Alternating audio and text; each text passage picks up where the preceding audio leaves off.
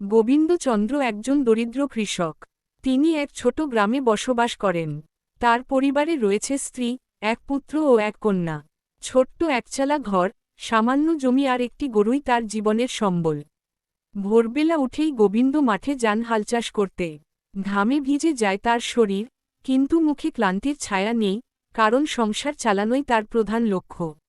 বর্ষাকালে ভালো ফসল হলে পরিবারের মুখে হাসি ফোটে। কিন্তু কখনো খরায়, কখনো অতিবৃষ্টিতে ফসল নষ্ট হয়, তখন গোবিন্দের কপালে চিন্তার ভাঁজ পড়ে।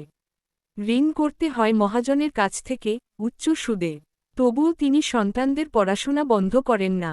তার ইচ্ছা ছেলে বড় হয়ে শিক্ষক হবে, মেয়ে হবে নার্স। গ্রামে হিন্দু সংস্কৃতি ও ধর্মীয় আচার অনুষ্ঠান পালনেও তিনি অংশ নেন, যেমন দুর্গাপূজা, রথযাত্রা ইত্যাদি। ধর্ম ও পরিশ্রমের মধ্যে দিয়ে তিনি আশায় বুক বাঁধেন, একদিন তার পরিবার সুখে থাকবে।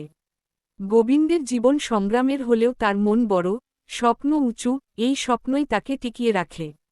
তার গল্প আমাদের শেখায়, আশা ও পরিশ্রম মানুষকে এগিয়ে নিয়ে যায়, যতই কঠিন হোক জীবন।